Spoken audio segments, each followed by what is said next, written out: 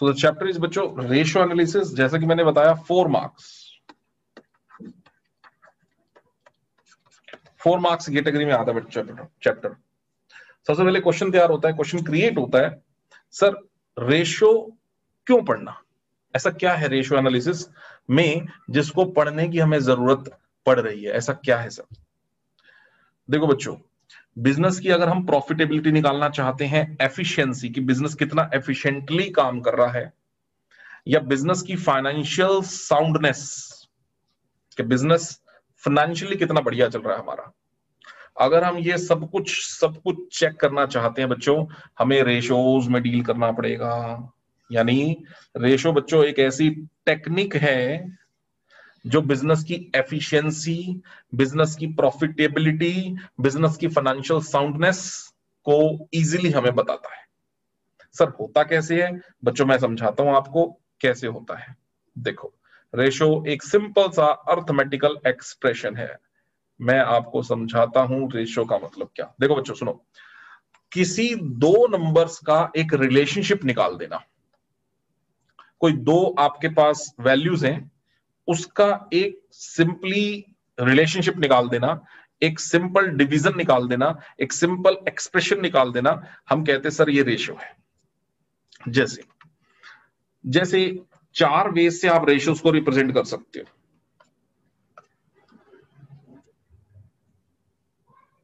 जैसे एक एग्जांपल बच्चों, मैं आपको बोलता हूं कि पानीपत से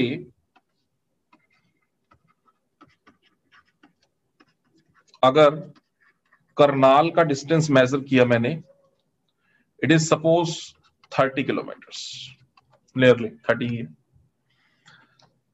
फिर मैं बोलता हूं बच्चों, हमने पानीपत टू कुरुक्षेत्र मेजर किया,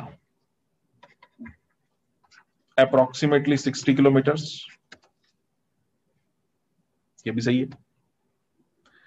अब इन दोनों बातों को बच्चों अगर मैं रेशो के फॉर्मेट में लिखना चाहूं, तो मैं ये भी तो लिख सकता हूं कि distance Panipat to Kurukshetra upon distance Panipat to Karnal,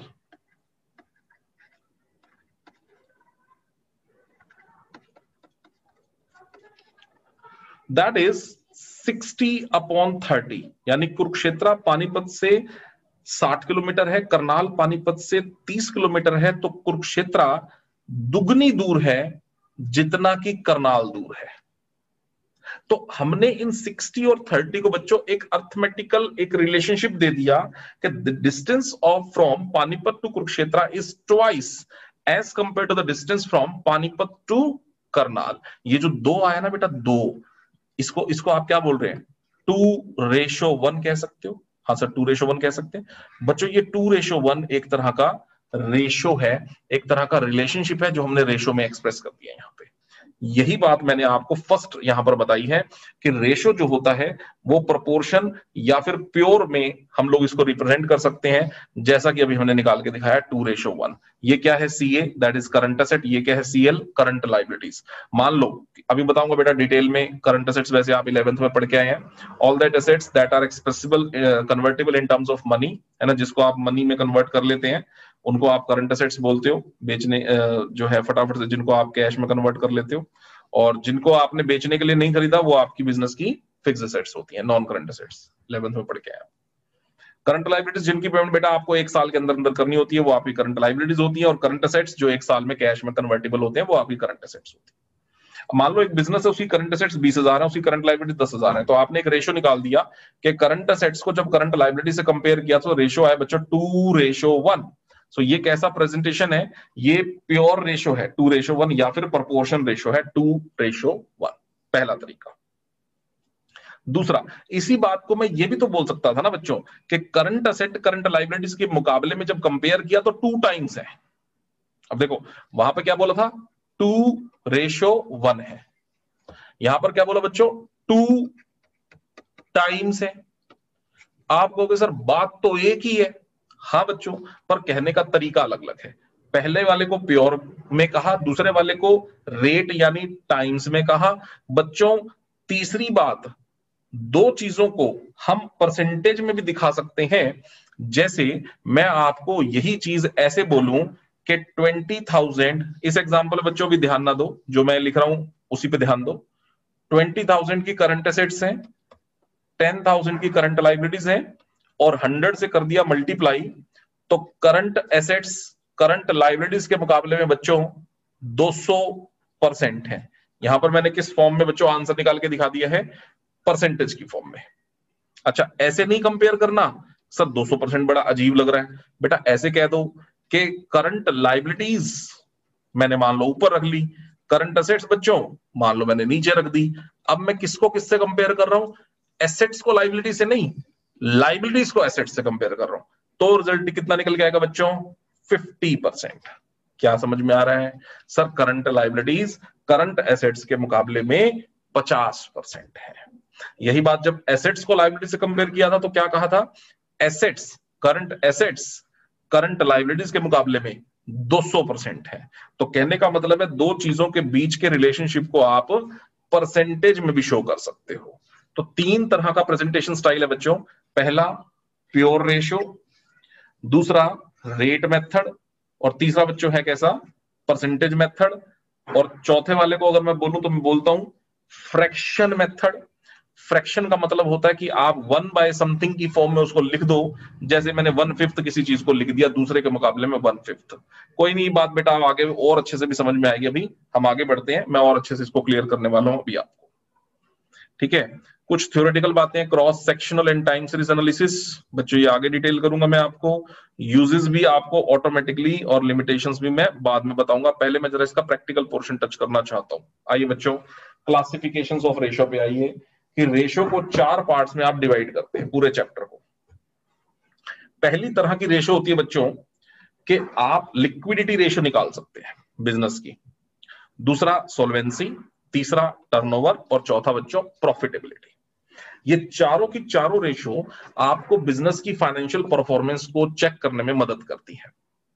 जब मैं बात करता हूं लिक्विडिटी की, तो लिक्विडिटी रेशो बच्चों बिजनेस की शॉर्ट टर्म फाइनेंशियल पोजीशन को निकालने में मदद करती है। सॉल्वेंसी रेशो बच्चों बिजनेस की लॉन्ग टर्म फाइनेंशियल पोजीशन को निकालने में मदद करती है। एक्टिविटी रेशो के भी अपने यूजेस हैं और इसके भी, पर अभी मैं सारे मिक्स नहीं करता। मैं सिर्फ बात बच्चों अभी आपसे करने वाला हूं इस पे कि अगर मुझे बिजनेस की short term financial position analyse करनी है तो मुझे बिजनेस की लिक्विडिटी रेशो पे जाना होगा। ठीक है बच्चों, मुझे बिजनेस की लिक्विडिटी रेशो पे जाना होगा। Short term financial position, sir कैसी शॉर्ट टर्म? बच्चों क्या हम अपने करंट एसेट्स को करंट लायबिलिटी से जब कंपेयर करते हैं, ठीक है, क्या हमारे पास इतना पैसा है कि हम शॉर्ट टर्म में अपनी सारी की सारी फाइनेंशियल रिक्वायरमेंट्स को पूरा कर पाए? इस चीज को अगर हम चेक करना चाहते हैं, शॉर्ट टर्म चीज को अगर हम चेक करना चाहते हैं, तो हमें लिक्विडिटी रेशो में डील करना पड़ेगा। आइए देखो बच्चों कैसे। मान लो ये आपको बैलेंस शीट गिवन है और हमें लिक्विडिटी रेशियोज निकालनी है। पहले हमें ये पता हो सर लिक्विडिटी रेशियो में क्या क्या आते हैं। बच्चों दो रेशियो आएंगे लिक्विडिटी में, एक करंट और एक quick. Current ratio, quick ratio. क्या है सर करंट रेशियो? बेटा अगर आप करंट एसेट्स को करंट लायबिलिटीज से कंपेयर कर लें, ऊपर रखें आप करंट एसेट्स, नीचे रखें आप करंट लायबिलिटीज, अगर आप इन दोनों को आपस में कंपेयर कर ले तो रेशियो आएगी करंट रेशियो। यानी करंट रेशियो का फॉर्मूला क्या होता है बेटा? Current assets upon current liabilities. Now what are current assets? बच्चों all that things that will definitely be converted into cash within 1 accounting year, जिसको आप एक साल के अंदर अंदर कैश में कन्वर्ट कर पाओगे, वो सब आपकी करंट एसेट्स हैं। जैसे लिस्ट कैश, बेटा वो तो पहले से कैश है। कैश एट बैंक, सर ये भी ऑलमोस्ट कैश ही है। ट्रेड रिसीवेबल्स जिसमें कि बीआर आ गया, सर पैसा दे देंगे वो भी आपका एक साल के अंदर अंदर। डेटर्स, ये भी आपका एक साल में पैसा दे देंगे। पर नेट कर लेना, नेट का मतलब है प्रोविजन माइनस कर देना, यानी जितने के आपके डेटर्स हैं उसमें से प्रोविजन माइनस कर लो तो नेट डेटर्स निकल के आ जाएंगे वहां पर। ठीक बात है। इसके अलावा करंट इन्वेस्टमेंट्स, मार्केटेबल सिक्योरिटीज, एक साल में आप इसको भी कैश में कन्वर्ट कर लोगे। इन्वेंट्रीज यानी कि स्टॉक बेच के आप इसको भी कैश में ले लोगे। पर जब मैं इन्वेंट्रीज की बात करता हूं बच्चों, तो यहां EX का मतलब है excluding. Excluding what excludes? Loose tools नहीं लेना, स्टोर्स नहीं लेना, स्पेयर्स नहीं लेना, ठीक है, ये चीजें नहीं लेनी इन्वेंट्रीज के अंदर। बाकी इन्वेंट्रीज शब्द में जो लिखा है वो लेने हैं, but loose tool, stores and spares को छोड़ के।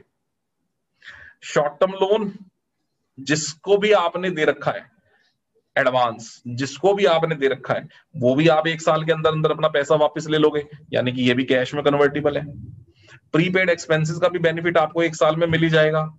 एक्रूड इनकम का मतलब बच्चों 11th में पढ़ा है आपने, income that is earned but not received, तो सर एक साल में तो ये भी मिल जाएगी। तो बच्चों all that things are convertible in cash in one accounting year, so all that things are known to be as what? Current assets. अच्छा जी सर, करंट लायबिलिटीज क्या है बेटा? जिनकी पेमेंट आपको एक साल के अंदर अंदर करनी है।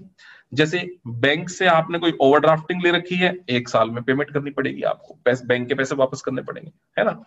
जो आपके क्रेडिटर्स हैं और बिल्स पेबल्स हैं, यानी कि ट्रेड पेबल्स हैं, उनके भी पैसे आपको एक साल में देने। कहीं से आपने शॉर्ट टर्म का लोन ले रखा है, एक साल में वापस करोगे उनका भी पैसा। टैक्स का पैसा, डिविडेंड का पैसा, एक साल में प्रपोज डिविडेंड, आपको पैसा वापस करना पड़ेगा इनका। टैक्सेशन के लिए जो प्रोविजन बनाया है उसकी पेमेंट करनी पड़ेगी आपको एक साल में, ठीक है। प्रपोज्ड डिविडेंड है, एक साल में पेमेंट करनी पड़ेगी। आउटस्टैंडिंग एक्सपेंसेस का मतलब क्या होता है बच्चों? एक्सपेंसेस ड्यू, जो हम पर ड्यू हो गए बट नॉट पेड, यानी आपके ऊपर पैसा ड्यू हो गया, आपने एक साल में दिया नहीं है, पर दोगे तो सर एक साल में आप पेमेंट तो करोगे, अभी तक नहीं दिया ना, बट इनके पैसे आपको एक साल में देने हैं, ये भी करंट लायबिलिटी है। और इनकम आप एडवांस में रिसीव कर चुके हो तो सर सर्विसेज देनी पड़ेंगी आपको, करंट लायबिलिटी है। डिविडेंड का जो क्लेम नहीं आया आपके ऊपर, पर आएगा और पेमेंट आपको करनी पड़ेगी। और ठीक इस तरीके से कोई एडवांस में कॉल्स आपके पास आ गई हो शेयर्स की, जो एडजस्ट होंगे आपके पैसे विद इन 1 ईयर। तो ये सब वो पैसा है जो एक साल के अंदर अंदर एडजस्ट होगा, आपको रीपे करना होगा। अच्छा, यानी कि करंट रेशो का मतलब बच्चों मैंने आपको समझा दिया कि बेटा जी ऊपर तो रख लो करंट एसेट्स और नीचे रख लो क्या?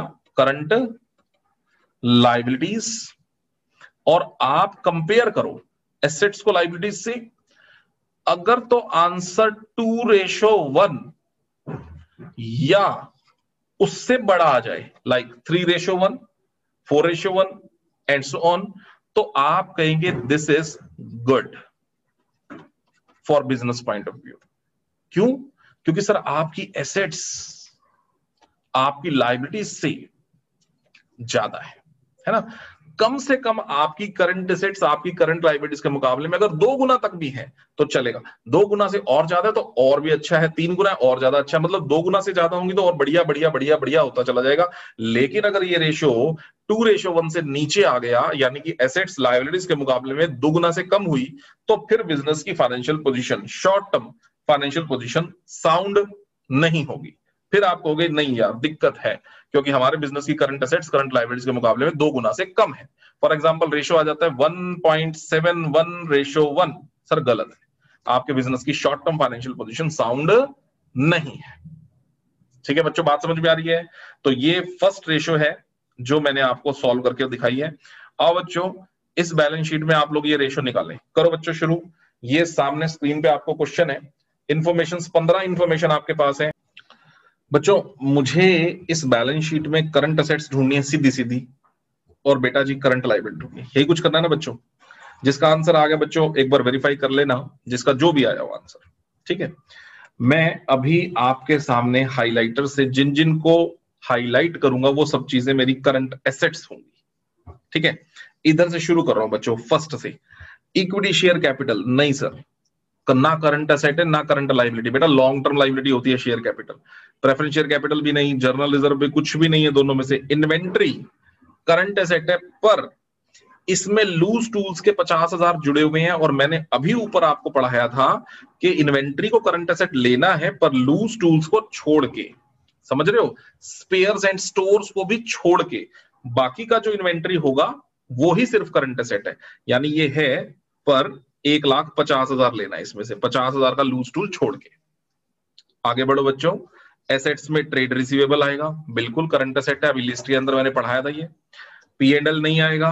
Cash in hand current asset है, बिल्कुल है sir. Cash at bank current asset है, बिल्कुल है। प्रीपेड एक्सपेंसेस करंट एसेट है, यस। क्रेडिटर लाइबिलिटी है, बीपीबी लाइबिलिटी है। शॉर्ट टर्म बोरोइंग्स हमने बोरो कर रखा है सर, लाइबिलिटी है। फिक्स एसेट तो फिक्स एसेट है, करंट एसेट नहीं है। शेयर इश्यू एक्सपेंसेस बच्चों फिक्टिशियस एसेट है, ना करंट एसेट है ना करंट लाइबिलिटी है, ये फिक्टिशियस एसेट है। तो आओ जरा मैं आपको एक बात बोलता हूं, करंट एसेट्स का सम कर लो बेटा। 2 लाख में से 50 छोड़ के तो 1.5 लाख रुपए तो ये हो गया। सीए निकाल रहा हूं बच्चों, 1,50,000 तो एक हो गया। आगे बढ़ो सीए के लिए, और आगे बढ़ो। ट्रेड रिसीवेबल हो गए 1 लाख के। आगे बढ़ो, कैश इन हैंड के 25,000 हो गए। आगे बढ़ो, कैश एट बैंक के 50,000 हो गए। आगे बढ़ो, प्रीपेड एक्सपेंसेस के 25,000 हो गए। ये सब चीजें बच्चों किस चीज की हैं सर? ये सब चीजें करंट एसेट्स की है। बच्चों डिवाइड करिए करंट लाइबिलिटीज से। अब जिन जिन चीजों को टिक कर रहा हूं बेटा वो सब सीएल है, करंट लाइबिलिटी है, लिस्ट के अंदर ऊपर मेंशन है। शेयर कैपिटल नहीं सर, लॉन्ग टर्म होती है। ये भी नहीं सर, जनरल रिजर्व भी करंट लाइबिलिटी की लिस्ट में शामिल नहीं है। 1 साल के अंदर इसकी तो पेमेंट ही नहीं करनी होती बेटा, ये तो प्रॉफिट्स में से काट के रिजर्व्स बनाए होते हैं। रिजर्व्स को छोड़िए, P&L का बैलेंस कोई करंट लाइबिलिटी नहीं होती।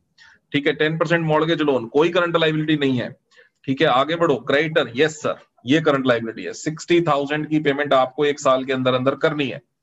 Bills payable yes sir, 20,000 BP current liability है, पेमेंट आपको 1 ईयर में करनी है। शॉर्ट टर्म के लिए बोरोइंग्स उठा रखा है, यस सर पेमेंट करनी पड़ेगी 1 साल के अंदर अंदर।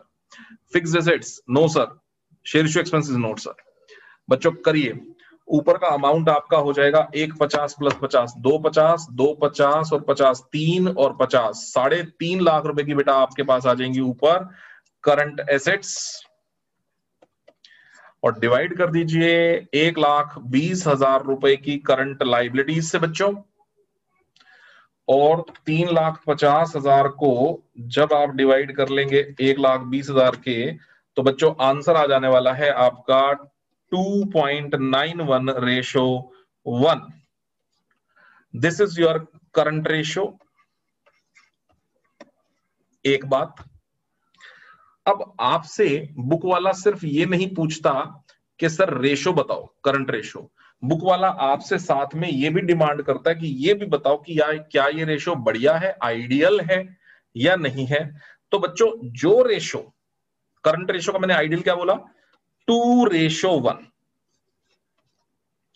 अगर हमारी करंट रेशो 2:1 से ऊपर आ जाए, बड़ी आ जाए, तो हम कहते हैं सर बढ़िया है, अच्छा है। तो यहां पर क्या आई है मेरी रेशो 2.91:1, तो मैं क्या बोलूंगा, हमारी शॉर्ट टर्म फाइनेंशियल पोजीशन अच्छी है, बढ़िया है। दैट्स इट, इतना आसान है। ठीक है ना।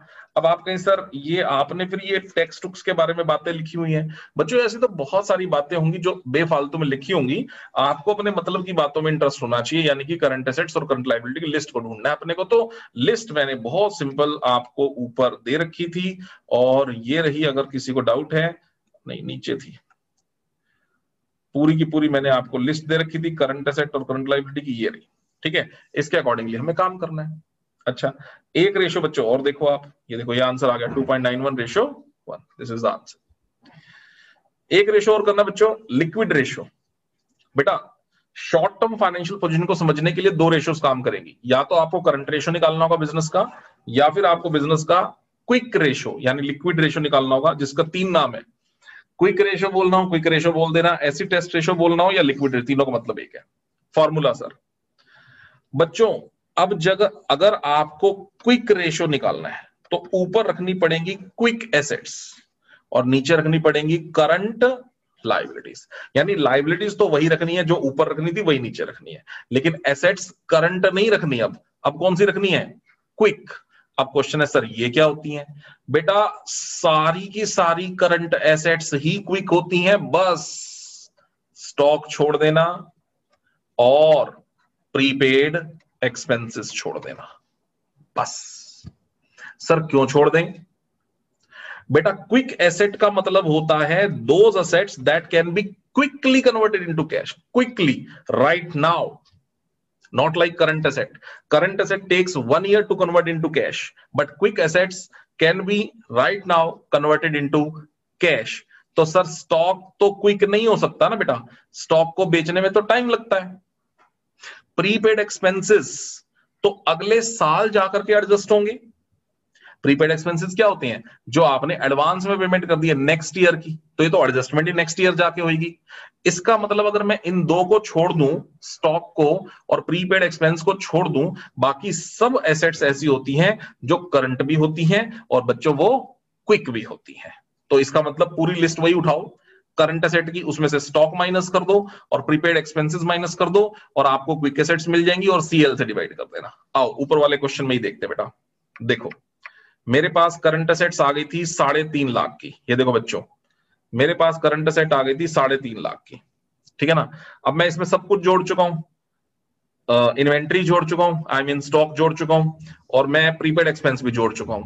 अब या तो अगर जोड़ चुके हो तो इसमें से घटाना पड़ेगा वापसी, या फिर जोड़ते टाइम जोड़ो ही मत, इन्वेंट्री भी मत जोड़ो और प्रीपेड एक्सपेंस भी मत जोड़ो, एक ही बात है, एक ही आंसर आएगा। आओ इसमें से प्रीपेड, इसमें से इन्वेंट्री माइनस कर दो। कितना जोड़ा था इन्वेंट्री का बच्चों? 1.5 लाख जोड़ा था, क्योंकि लूज टूल्स के तो जोड़े नहीं थे, तो 1.5 लाख का तो यहां से इन्वेंट्री माइनस कर दो बच्चों। अच्छा सर, और प्रीपेड एक्सपेंस बच्चों? हाँ जी, 25,000 में वो माइनस कर दो। लो जी साहब, ये कर दिए। कितने हो गए बेटा? 1,75 माइनस कर दिए, है ना, तो 1,75 ही बचेंगे। 3,50,000 में से बच्चों 1,75,000 माइनस कर दो, बचे 175। 1,75,000 की क्विक एसेट्स को बच्चों आप 1,20,000 की करंट लाइबिलिटीज से डिवाइड कर डालिए, तो मेरा आंसर आ जाएगा 1.45:1। और क्विक रेशो के बारे में मैं अगर आपसे बात करूं तो 1 मिनट आंसर दिखा दूं आपको, ये आ गया 1.45:1। तो क्विक रेशो के बारे में बेटा मैं आपको बता दूं, क्विक रेशो का आइडियल होता है 1:1। अगर आपका आंसर 1:1 से बड़ा आ जाए तो हम कहेंगे हमारा बिजनेस बहुत अच्छा चल रहा है, बढ़िया चल रहा है। और अगर बच्चों आपका आंसर 1:1 से छोटा आ जाता, मान लो आ जाता, तो हम कहेंगे बिजनेस की शॉर्ट टर्म फाइनेंशियल पोजीशन अच्छी नहीं है। Got the point? 1:1 से बड़ा आ जाए, जैसा कि आ गया 1.45:1 आ गया, तो हम कहेंगे इस बिजनेस की, जिसकी मैंने बैलेंस शीट सॉल्व करी आपके सामने, इस बिजनेस की बेटा करंट रेशो भी अच्छी है, क्योंकि इसकी करंट रेशो कितनी आई थी अभी आपके सामने? 2.91:1। 2:1 से बड़ा हो गया, अच्छा है। क्विक रेशो बेटा 1:1 आइडियल होती है, मेरी क्या आई है 1.45:1। इसका क्विक भी अच्छा है, करंट भी अच्छा है, क्विक भी अच्छा है। इसका मतलब ये एक ऐसा बिजनेस है जिसकी बैलेंस शीट मैंने ली है, जिसकी शॉर्ट टर्म फाइनेंशियल पोजीशन बहुत बढ़िया है, करंट के हिसाब से भी और क्विक के हिसाब से भी। ठीक है बच्चों, बातें समझ में आ गई होंगी। तो इस तरह से हमने शॉर्ट टर्म फाइनेंशियल पोजीशन को निकालना है। चलिए बेटा एग्जांपल नंबर 2 पे आइए। ये आपको डीके गोयल में मिल जाएंगे बुक के अंदर क्वेश्चन इस तरह का भी। मैं बहुत सिंपल तरीके से आपको ये क्वेश्चन सॉल्व कराने वाला हूं, साथ साथ नोट कर लेना बेटा जिस टेक्निक से मैं इस क्वेश्चन को सॉल्व कराने वाला हूं, टेक्निक बहुत इंपॉर्टेंट है। From the following compute the current ratio. बेटा जैसे ही मुझे करंट रेशो दिखा, मेरे को दिमाग में आना चाहिए सब करंट एसेट निकालो और डिवाइड करो किससे? करंट लायबिलिटी से। यही दिमाग में घुसना चाहिए एकदम से कि CA/CL। डन। क्या मुझे इन इंफॉर्मेशन में मेरे पास CA है? ढूंढो बच्चों। Total assets, share holder fund, non current asset, non current liability. Sir ना CA है और ना ही सर यहां पे मेरे पास CL है, सर है ही नहीं कुछ भी। ठीक है बच्चों, दोनों चीजें ढूंढ के निकालनी पड़ेंगी, CA भी और CL भी। तो बच्चों ये देखो एक ट्रिक सुनना, इस तरह की जब इंफॉर्मेशन मेरे पास हो ना, हमेशा एक बैलेंस शीट बना लिया करो। सभी लोग बना ले बच्चों बैलेंस शीट, जब आप होमवर्क करोगे आज का तो बहुत काम आएगी ये ट्रिक, क्योंकि ऐसे ऐसे 2-3 क्वेश्चन आपके सामने आने वाले हैं आज। वैसे तो कंपनी के केस में ऐसी बैलेंस शीट नहीं बनाई जाती, पार्टनरशिप में हम इस तरह की बैलेंस शीट बनाते हैं जो कि हॉरिजॉन्टल होती है ना। कंपनीज के केस में बेटा वर्टिकल बैलेंस शीट बनती है, पर आपको आसानी से समझानी है मुझे बात, इसलिए मैं पार्टनरशिप वाली बैलेंस शीट आपके साथ शेयर कर रहा हूं। टोटल एसेट्स 1 लाख की दे रखी है, ये लो साहब, टोटल एसेट्स के कॉलम में लिखोगे 1 लाख, तो ये टोटल हमारी इस साइड का कितना आ गया, 1 लाख। अब जो आपकी एसेट साइड का टोटल है, ऑब्वियसली लाइबिलिटी साइड का टोटल भी वही होगा, बैलेंस शीट है सर, एसेट्स और लाइबिलिटीज का सम तो बराबर ही होता है, तो इधर का इसका सम भी कितना हो गया, ये भी बोल रहे हैं। अब शेयर होल्डर फंड दे रखा है बच्चों 60,000 का आपके सामने, share holder fund liability side में ही आएगा, आपको मैंने शेयर्स वाली बैलेंस शीट में कराया था। शेयर होल्डर फंड का मतलब होता है share capital plus reserves and surplus. ध्यान से समझ लेना बच्चों, शेयर होल्डर फंड में क्या क्या आता है, शेयर कैपिटल प्लस, यहां लिख देता हूं मैं, शेयर होल्डर फंड का मतलब होता है share capital plus reserves and surplus का सम, दोनों लाइबिलिटीज हैं, और ये आपको देके रखा है बुक वाले ने 60,000 रुपए। ठीक है जी, फाइन। उसके बाद आपको दे रखा है नॉन करंट लाइबिलिटीज, तो सर ये भी यही आएंगी बैलेंस शीट की लाइबिलिटी साइड में, नॉन करंट यानी fixed liability, long term liability 20,000 रुपए, जिसकी पेमेंट आपको 1 साल के बाद करनी है। अब आपको अगली इंफॉर्मेशन दे रखी है नॉन करंट एसेट। अब बेटा ध्यान से, अगर मेरे पास टोटल एसेट्स 1 लाख की हैं, उसमें से नॉन करंट एसेट्स 50,000 की हैं, नॉन करंट एसेट 50,000 की हैं, तो बच्चों मेरी करंट एसेट्स कितनी है फिर, सर जी वो भी 85,000 की हैं फिर, और क्या बेटा समझो बात को, आपकी टोटल मिला के एसेट्स 1 लाख की हैं, टोटल एसेट्स मतलब क्या, sum of current and non current asset, उसमें से करंट एसेट 50,000 की हैं, तो नॉन करंट एसेट कितने की होंगी, सर वो भी 50,000 की होंगी, तो इसका मतलब नॉन करंट एसेट ढूंढ के निकाल लिया हमने, 50,000 रुपये आ गई। ठीक है, टोटल ऑफ एसेट्स कितनी हो गई, 1 लाख।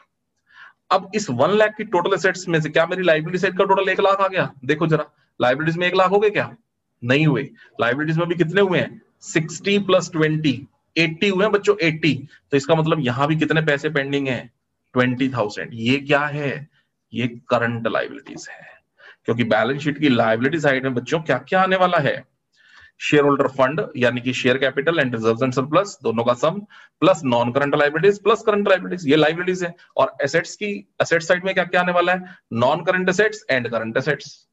समझ आ गया, तो इधर से मैंने क्या ढूंढ के निकाला बच्चों, मैंने करंट एसेट्स ढूंढ के निकाल ली है जो कि आई है 50,000 रुपए, और मैंने करंट लाइबिलिटीज को बैलेंस करके निकाल लिया है जो कि आई है 20,000 रुपए।